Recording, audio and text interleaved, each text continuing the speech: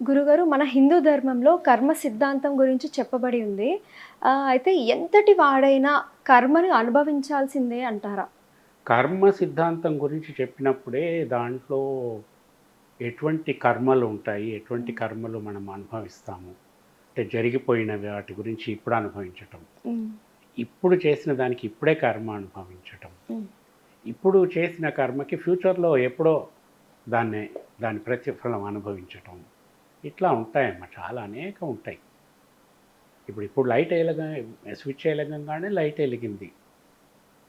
Reaction. హ్మ్. ఇప్పుడు bore motor ఏసిన తర్వాత, ఒక నిమిషానికి వాటర్ పోయి పైన ట్యాంక్‌లో పడుతుంది. వెంటనే కావట్లేదు అది. స్టార్ట్ అయింది. బట్ ఫలితం అప్పుడు. ఇట్లా ఉంటుంది. ఉదాహరణకు చెప్పా. ఈ ఎంతటి వారైనా కర్మ సిద్ధాంతాన్ని అనుభవించడం తప్పకుండా ఎంతటి వారికైనా తప్పదు. మనకి శాస్త్రాలలో ఉంది. హ్మ్. ఫర్ ఎగ్జాంపుల్ నేను చెప్తాను. మనకి భగవద్గీతలో కర్మ సిద్ధాంతం గురించి శ్రీకృష్ణుడు చెప్పినంత గొప్పగా ఇంకెవరు చెప్పలేదు. కర్మ. హ్మ్. కర్మ గురించి భగవద్గీతలో కృష్ణుడు చెప్తాడు. అంతకు మించి ఇంకెవరేం చెప్పలే. చెప్పటానికి కూడా ఏం లేదు. ఈ కర్మ గురించి నేను ఈ కృష్ణుడి విషయంలో జరిగిన విషయం ఒకటి చెప్తాను. హ్మ్. అంటే ఈ కర్మ అన్నది వందల వేల సంవత్సరాలైనా నడుస్తూనే ఉంటది. ఇప్పుడు చేసింది ఒక 1000 సంవత్సరాల తర్వాత ఇంకొక రూపంలో నువ్వు అనుభవించవచ్చు. హ్మ్. అందుకే ఏ జన్మలో చేసుకున్న పాపమో, ఏ జన్మలో చేసుకున్న పుణ్యమో అని చెప్తూ ఉంటారు మన వాళ్ళు. హ్మ్. అంత స్పాన్ ఉంటుంది. ఒక రాక్షసుడు ఉండేవాడు. చాలా ఘోరమైన తపస్సులు చేసి తనకి మరణం లేకుండా వరం కావాలని కోరుకుంటాడు. అయితే ఏ దేవుడి కోసమైతే తపస్సు చేశాడో ఆ దేవుడు ఆ వరం ఇవ్వటం కుదరదని చెప్తాడు. ఇంకేదన్నా కోరుకోమంటే, సరే అని తనకి కవచం కావాలి. ఆ కవచం దుర్భేద్యమై ఉండాలి. చాలా గట్టిదై ఉండాలి. హ్మ్. అటువంటి కవచాలు 1000 కావాలి. హుహు. సో, ఒక కవచం ఎవడన్నా పొరపాటున ధ్వంసం చేయగలిగినా, ఇంకా అన్ని కవచాలుంటాయి తన దగ్గర. సో, తను ఎప్పుడూ ఇంక బతికే ఉంటాడు అనుకోని, అట్లా అలాగే వరం పొందుతాడు. హ్మ్. 1000 కవచాలు పొందాడు కాబట్టి అతని పేరు అందరూ మర్చిపోయారు. హ్మ్. అతన్ని సహస్ర కవచుడు అని చెప్పటం మొదలుపెట్టారు. ఎప్పుడో వేదకాలం నాటి కథ. కానీ అతడు అంత సెక్యూరిటీ వచ్చిన తర్వాత ధర్మం తప్పి ప్రవర్తించటం మొదలుపెట్టాడు. హ్మ్. అతన్ని చంప చంపవలసిన అగత్యం ఏర్పడింది. ఆహా! కానీ అతన్ని చంపాలి అంటే అతను మహాబలవంతుడు. ఎంతో కాలం యుద్ధం చేస్తే తప్ప ఒక్క కవచం ఛేదింపబడేది. అందుకని ఇద్దరు వీరులు అతని కవచాలన్నీ ధ్వంసం చేయటానికి యుద్ధం చేయటం మొదలుపెడతారు. హ్మ్. అతడు అంతకుముందే విపరీతమైన తపస్సు ఎంతో కొన్ని వేల సంవత్సరాలు తపస్సు చేసి ఉన్నాడు కాబట్టి, అతనికి తపోబలం కూడా అద్భుతంగా ఉండేది. హ్మ్. ఆహ్, ఆ సహస్ర కవచుడికి. ఆ తపోబలం ఒకటి, ఈ కవచాలు ఉన్న బలం ఒకటి. ఈ రెండిటి బలాలతో అతడు చాలా పెట్టేగిపోయేవాడు. ఈ యుద్ధం చేయటానికి వచ్చిన వీరులిద్దరు ఎవరైతే ఉంటారో, వాళ్ళు ఒకరితో ఒకరు మాత్రమే యుద్ధం చేయాలి. దాన్ని ద్వంద్వ యుద్ధం అంటారు. ఒకరితో ఇద్దరు యుద్ధం చేస్తే అది అధర్మ యుద్ధం. హ్మ్. అంటే ఆ కాలంలో ధర్మానికి అంత ప్రామాణికత ఉండేది. ఒకడిని 10 మంది, 20 మంది పోయి చంపటం అన్నది కరెక్ట్ కాదు. సైన్యాలు కొట్లాడుకోవచ్చు. హ్మ్.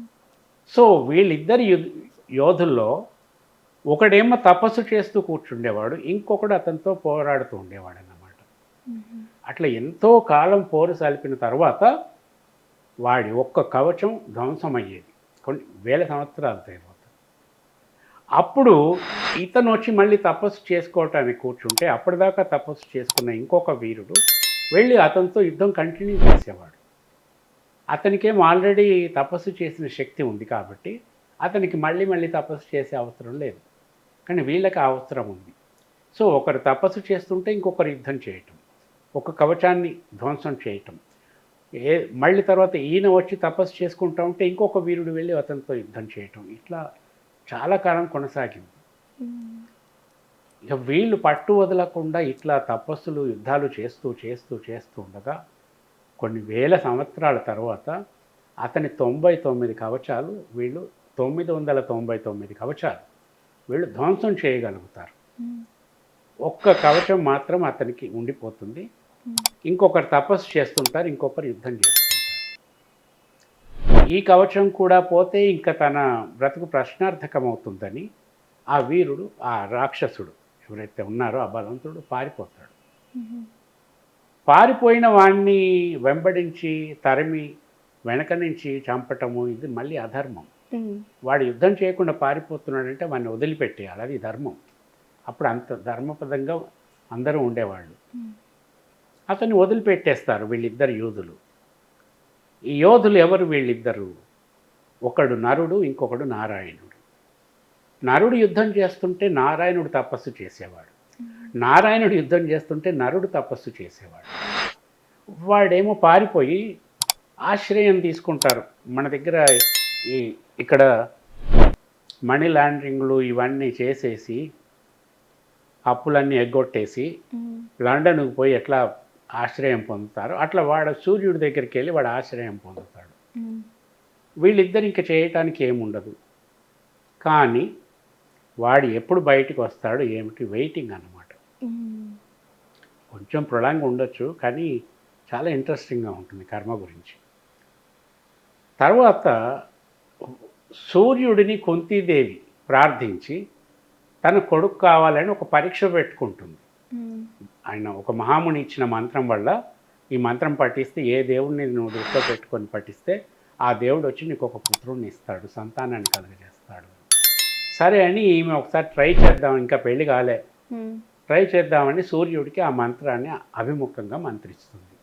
అప్పుడు సూర్యుడు వస్తాడు, వచ్చి తను ఈమెకు సంతానాన్ని ఇవ్వాలి. అంటే అందరూ అనుకునేటట్టు వీళ్ళు వచ్చేసి ఏదో చేసి శారీరకంగా కలుసుకొని సంతానానికి ఇదంతా ఉత్తమ ఆటలు. దేవతలకి అంత సీన్ లేదు, వాళ్ళు అట్లా చేయలేరు కూడా. వాళ్ళకి వేరే రకరకాల శాపాలు కథలు ఉన్నాయి, తర్వాత చెప్పుకుందాం. అప్పటిదాకా తన దగ్గర ఆశ్రయం పొందుతున్న ఆ సహస్ర కవచుణ్ణి ఒక బాలుడి రూపంలో కుంతికి ఇచ్చేసి వెళ్ళిపోతాడు. ఆ సహస్ర కవచుడే కర్ణుడవుతాడు. ఇంకా మళ్ళీ వీళ్ళు కర్ణుడు పుట్టిన తరువాత కృష్ణుడు, అర్జునుడు, నరనారాయణులు ఇద్దరు కృష్ణార్జునుడిలాగా మళ్ళీ పుడతారు ఇక్కడ ఈ ప్లానెట్ మీద. అతన్ని చంపాలి, యుద్ధం చేయాలి, యుద్ధం రావాలి. అయితే అప్పుడు జరిగిన అన్నీ కూడా ఇప్పుడు వీళ్ళందరికీ ఎవరికి తెలియదు, మరో జన్మలో ఉన్నారు. సో పరిస్థితులు ఆ కర్మతో అట్లా తరుముకుంటూ వచ్చి ఒక ప్రత్యేకమైన పరిస్థితిలో వీళ్ళు యుద్ధం చేయవలసి వస్తుంది. కానీ జగన్నాటక సూత్రధారి నారాయణుడికి ఈ విషయం అంతా తెలుసు, కృష్ణుడికి, కానీ ఎవరికి చెప్పడు, అర్జునుడికి కూడా చెప్పడు. కురుక్షేత్ర సంగ్రామంలో అర్జునుడికి సారథిగా కృష్ణుడు ఉంటాడు, అందరికీ తెలుసు. అందుకే పార్థసారథి అంటారు, పార్థుడికి సారథిగా వచ్చాడు. అక్కడ ఏమిటి, ఒకరు తపస్సు చేస్తుంటే ఒకరు యుద్ధం చేశారు. ఇక్కడ ఒకరు తపస్సు లాంటి రథసారథ్యం చేస్తూ ఉంటే ఇంకొకరు యుద్ధం చేస్తుంటారన్నమాట కురుక్షేత్రంలో. అక్కడ ఏంటి, కృష్ణుడు ముందు కూర్చొని రథాన్ని తోలుతూ ఉంటాడు, వెనకాల నిలబడ్డ అర్జునుడు బాణాలు వేస్తూ ఉంటాడు. ఈ రథం ఎటు పోవాలి ఏమిటి అన్నది యుద్ధం చేస్తున్న వాడు చెప్పాలి. ఒక్కొక్కసారి నువ్వు రైట్కి వెళ్ళు, నువ్వు లెఫ్ట్కి వెళ్ళు, లేకపోతే ఇట్లా తిరుగు, అట్లా తిరుగు, లేకపోతే స్ట్రైట్గా వెళ్ళు, తన ప్రత్యర్థి ఎక్కడ ఉన్నాడో అక్కడికి తీసుకుపో. ఇవన్నీ అంత రణగోణ ధ్వనిలో ఎవరి మాటలు ఎవరికి వినపడేవి కాదు, మన సినిమాలలో చూపెట్టినట్టు ఉండవు యుద్ధాలు. అప్పుడు ఏమిటంటే పద్ధతి, బాణం సంధించేటటువంటి యుద్ధం చేసేవాడు వెనకాల నిలబడి ఉంటాడు, రథం సారథ్యం చేసేవాడు ముందు కూర్చొని ఉంటాడు. ఈ వెనక నిలబడి ఉన్నవాడు రథసారథి యొక్క నడుముకు వెనక భాగంలో తన పాదంతో సూచనలు ఇస్తూ ఉంటాడు.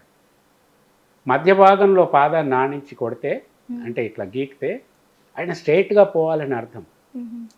కొంచెం పక్కకి రైట్ సైడ్కి పాదాన్ని పెట్టి అదిమితే నువ్వు పోతున్న డైరెక్షన్ నుంచి కొంచెం రైట్గా వెళ్ళు అని అర్థం. పూర్తి రైట్ సైడ్కి అతన్ని పాదాన్ని తాకిస్తే టోటల్గా రైట్ టర్న్ తీసుకోమని. అలాగే ఎడమ వైపు, పూర్తి ఎడమ వైపుకి. అయితే కృష్ణుడు నవ్వుకున్నాడంట, కర్మ ఎంత పని చేసింది. జగన్నాటక సూత్రధారి శ్రీకృష్ణుడు పరమాత్ముడు, గీతోపదేశం చేసినవాడు, అంటే మొత్తం ప్రపంచాన్ని ఎన్నో గోళాలని తన నోటిలో విశ్వరూపంగా దర్శనమిచ్చిన బాలుడు, అంత గొప్పవాడు, ఈ వెనకాల నిలబడ్డ యుద్ధం చేసేవాడు కాలుతో తంతున్నాడు, నువ్వు అటుపో ఇటుపో ఇటుపో అటుపో అని. అంటే కర్మ, నువ్వు యుద్ధం చెయ్యి నేను తపస్సు చేస్తా, లేదా నేను యుద్ధం చేస్తాను నువ్వు తపస్సు చెయ్యి. ఇది ఒడంబడిక ఎప్పటిదో, అదే కర్మ. ఇప్పుడు ఇక్కడ కూడా అదే జరుగుతూ ఉంది. అంత పరమాత్ముడు కూడా విధి నుంచి కర్మ నుంచి తప్పించుకోలేడు కదా అని నవ్వుకుంటాడంట. ఇది విధి అన్నది ఇట్లా ఉంటుంది, అది అర్థం కాదు కానీ అవుతుంది. మనకి శక్తికి మించిన సంఘటనలని, ప్రతికూల పరిస్థితులని మనం ఎదుర్కోవలసి వచ్చినప్పుడు సాధారణంగా ఇది గుర్తుకొస్తుంది, ఎప్పుడే కర్మ చేసుకున్నానో ఇప్పుడు అనుభవిస్తున్నాను అని. అది అలాగే మనకు ఎక్కువ సంతోషాన్ని తెప్పించే విషయాలు ఏవైనా జరిగినప్పుడు ఇది గుర్తుకు రాదు, కేవలం బాధల్లోనే గుర్తుకు వస్తుంది. మనం సంతోషంగా ఉన్నప్పుడు ఎవరో గుర్తు చేస్తారు మనకి, ఎప్పుడు ఏ పుణ్యం చేసుకున్నావోరా ఈరోజు ఇంత బాగున్నావు అని. సో ఈ కర్మ సిద్ధాంతాన్ని నమ్మే వాళ్ళు నమ్ముతారు, నమ్మని వాళ్ళు నమ్మరు. ఆ నమ్మకంతో మనకి పనే లేదు. మనం కూడా నమ్మితే నమ్మాలి, నమ్మకపోతే నమ్మకపోయినా పర్వాలేదు. మనం నమ్మలేదు కాబట్టి కర్మకేం కోపం రాదు, మనం నమ్మాం కాబట్టి కర్మ ఏం సంతోషించదు. సో మనం చేసుకున్న పనులే మనకి తిరిగి వస్తూ ఉంటాయి. కర్మ సిద్ధాంతం అదే.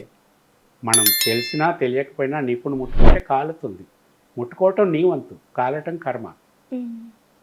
నీళ్ళని ముట్టుకోవటం నీ వంతు, నీ ఇష్టం వచ్చినట్టు నువ్వు ముట్టుకోవచ్చు, తర్వాత అది ఇచ్చే స్పర్శ కర్మ. అలాగే మనం తెలిసి చేసినా తెలియకపోయి చేసినా దెర్ ఇస్ అన్ అకౌంటబిలిటీ. ఇంత పెద్ద ప్రపంచం, ఇంత పెద్ద ఇన్ని కోటాను కోట్ల జీవరాశులు, ఇదంతా ఊరికే ఉండదు. There must be some accountability లేకుండా ఉండదు. అది ఎక్కడో నిర్వహించబడుతోంది. మన వాళ్ళు చిత్రగుప్తుడని యముడని ఎన్నో చెప్తూ ఉంటారు, అని నమ్మినా నమ్మకపోయినా. బట్ ఆ టైప్ ఆఫ్ అడ్మినిస్ట్రేషన్, ఒక వ్యవస్థ అన్నది మాత్రం తప్పకుండా ఉంటుంది. ఆ వ్యవస్థలో భాగమే మనం చేసే డీడ్స్, పుణ్యాలు, పాపాలు, కర్మలు అన్నీ కూడా. That's what I believe.